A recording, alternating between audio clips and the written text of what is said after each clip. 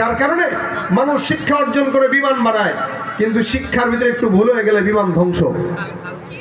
মানুষ শিক্ষা অর্জন করে ট্রলার বানায়, লঞ্চ বানায়, একটু ভুল হয়ে গেলেই শেষ, ধ্বংস।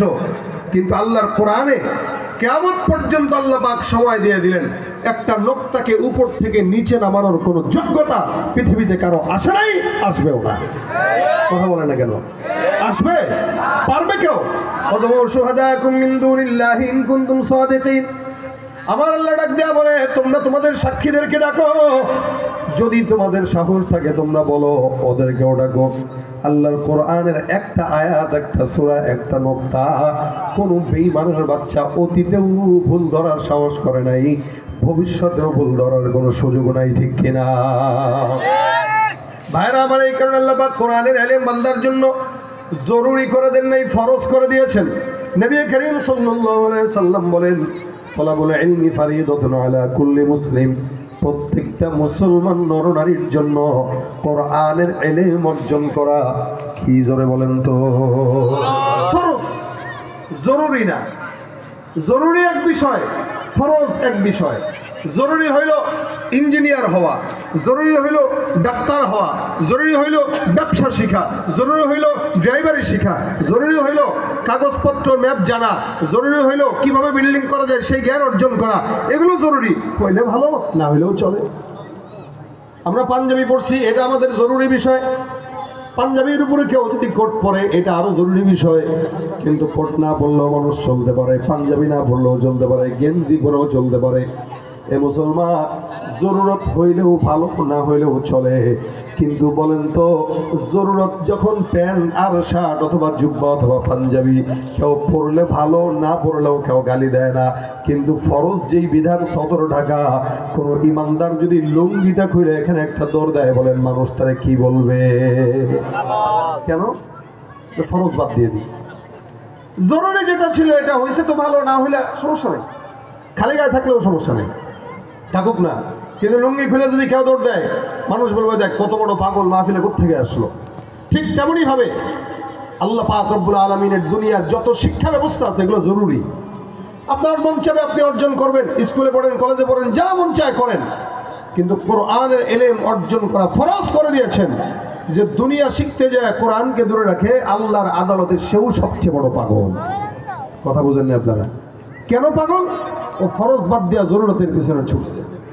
এই কারণে নবী বলেন, তালাবুল ইলমি ফারিদাতুন আলা কুল্লি মুসলিম। প্রত্যেকটা ইমানদার নরনারীর জন্য কোরআনের ইলম অর্জন করা ফরজ। যেমন ভাবে একজন বান্দা যদি রাজনীতিও করে, ওই রাজনীতি করেনেওয়ালা বান্দার জন্য কোরআন অর্জন করা, শিক্ষা করা ফরজ। যেই বান্দা যেই কাজ করুক না কেন, আমাদের সমাজে বাংলাদেশে যারা রাজনীতি করে, এরা কোরআনকে দূরে রেখে রাজনীতি করতে চায়।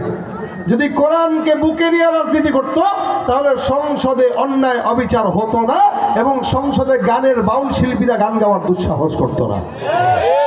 ভাইরা, আপনারা কেন দাঁড়ায় আছেন বলেন?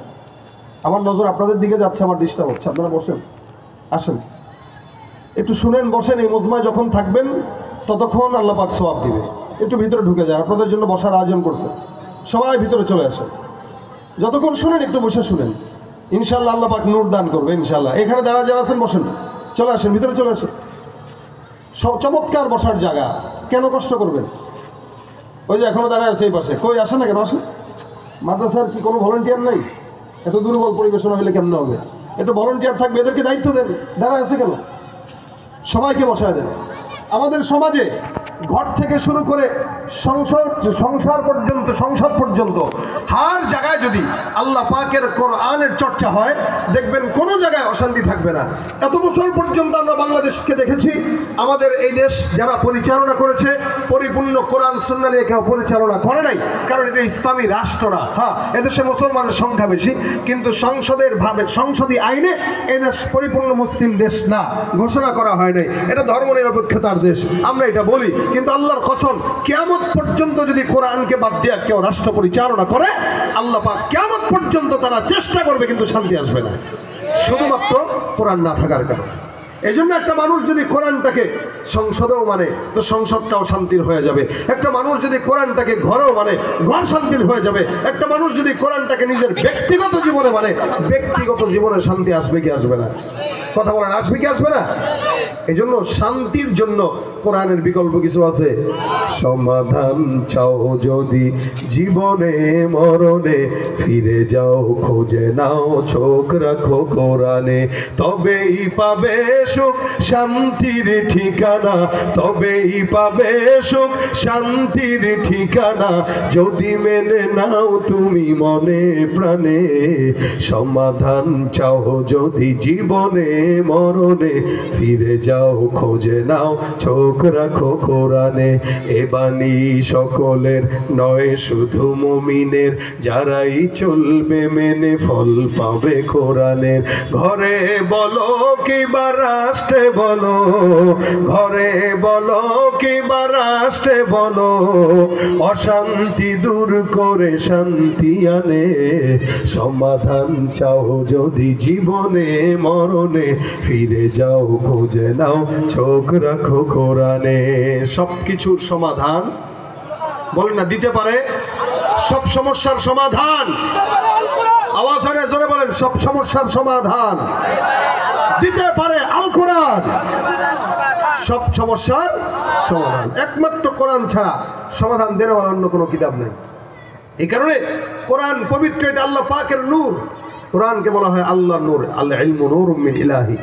এটা আল্লাহ পাক রব্বুল আলামিনের তরফ থেকে একটা নূর, যে নূরটা আল্লাহ পাক সবার সিনায় দেয় না। গুনাহগারের অন্তরে কোরআন ঢোকে না। এখানে মাদ্রাসায় ছোট ছোট বাচ্চারা দেখবেন মুখস্থ করতে দিয়ে দেন, একদিনে মোটামুটি 5 পৃষ্ঠা 7 পৃষ্ঠা এক পারা মুখস্থ করে ফেলতে পারে। কিন্তু যাদের বয়স হয়ে গেছে 40-50, এদেরকে জিজ্ঞাসা করেন তো কোরআন মুখস্থ করতে পারবে কিনা, দেখবেন আল্লাযী ওয়াসওয়াসু ফি সুদুরিন নাস, এটা পড়তেই সারা জিন্দেগি চলে যায়। এই জন্য আমাদের দেশের নেতাকর্মীদেরকে আমরা দেখি স্টেজে উঠলে আউযুবিল্লাহি মিনাশ শাইতানির রাজিম পড়ে, ঠিক মতো পড়তেও পারে না। কেন? সারা জিন্দেগি এলোমেলো কাজ করার কারণে নফস এত নাপাক হয়েছে, আল্লাহর কোরআনটা ঠিক মতো মুখ দিয়ে উচ্চারণ হয় না। এটা নফসের পরিচ্ছন্নতার সঙ্গে সম্পর্ক। এই কারণে ইমাম শাফি রহমতুল্লাহ আলাইহি বলেন, ওনার ব্যাপারে কুওয়াতে হাফেজার ব্যাপারে একটা কথা প্রচলিত আছে। ইমাম শাফি রহমতুল্লাহ আলাইহির জেহেন এত শক্ত ছিল, আল্লাহর বান্দা ইমাম শাফি রহমতুল্লাহ আলাইহি কোনো জিনিস যদি একবার চোখটা নজর দিয়ে বুলাইতেন, চক্ষু নজর দিয়ে বুলানোর কারণে 40 বছর পর্যন্ত সেটা মাথার মধ্যে থাকতো। সুবহানাল্লাহ। একবার নজর দিয়ে দেখতেন, 40 বছর পর্যন্ত আল্লাহর বান্দার মাথার মধ্যে ওইটা থাকতো। উনি বলেন, আমি একবার রাস্তা দিয়ে হাঁটছিলাম, হঠাৎ করে আমার চেহারা, আমার চক্ষুটা একটা মেয়ে লোক সামনে দিয়ে পাশ দিয়ে হেঁটে যায়, আমার নজরটা মেয়ে লোকের পায়ের দিকে নজর গেছে। আমার এতদিন পর্যন্ত যেই জিনিসটা চোখটা বোলানোর সঙ্গে সঙ্গে আমার 40 বছর মনে থাকতো, ওনার পায়ের দিকে নজর যাওয়ার কারণে এখন আমার 40 বছর মনে থাকে না। এখন জিনিসটা পড়া লাগে, তারপরে 40 বছর আমার মনে থাকে। আগে নজর বুলাইলেই মনে থাকতো, এখন দেখে দেখে পড়া লাগে। আমি আমার ওস্তাদ হযরত ওয়াকি রহমতুল্লাহ আলাইহির কাছে গেলাম, আমি আমার শিক্ষককে যা ডাক দিয়ে বললাম, হুজুর আমার জেহেনের ব্যাপারে আমি আপনার কাছে শিকায়াত করলাম। শাকাউতু ইলা ওয়াকিইন সুআ হিফজি ফাআওসানি ইলা তারকিল মাআসি। ইমাম শাফি রহমতুল্লাহ আলাইহি বলেন, আমি আমার জেহেনের দুর্বলতার ব্যাপারে আমি আমার ওস্তাদের কাছে শিকায়াত করলাম, হুজুর এতদিন পর্যন্ত আমার জেহেনটা একটু মনে হয় ভালো ছিল, এখন মনে হয় কিছু কমতি চলে আসছে। আর অন্য কোনো কিছু বললাম না। আমাকে আমার ওস্তাদ ডাক দিয়া বলে, এটা শোনো, ফাআওসানি ইলা তারকিল মাআসি, কোনো কথাবার্তা ছাড়া আমার ওস্তাদ আমাকে গুনাহ তরক করার মাশওয়ারা দিয়ে দিলেন। কেন আমার ওস্তাদ আমাকে গুনাহ তরক করার কথা বললেন? আমার উস্তাদ পরবর্তী লাইনে বললেন, ফাইন্নাল ইলমা নূরুম মিন ইলাহি ওয়া নূরুল্লাহি লা ইউতা লিআসি। এ মনে রাখবা, ইলম এটা এমন একটা দামি জিনিস, যেই দামি জিনিসটা আল্লাহ পাক রব্বুল আলামিন সাধারণ মানুষের অন্তরে দেয় না।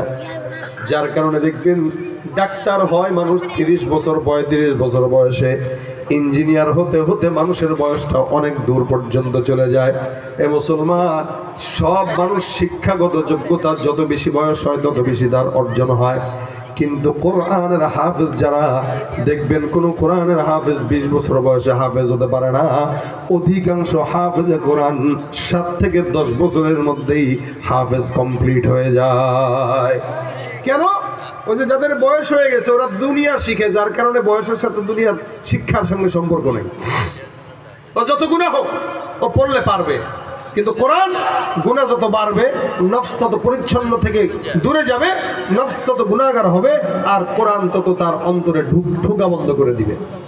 এই কারণে একজন 10 বছর 7 বছর 8 বছরের সন্তান, ওই বাচ্চার জবানের ভিতরে কোরআনটা যতটা সহজে আসে একটা 7 বছরের সন্তানের কলবের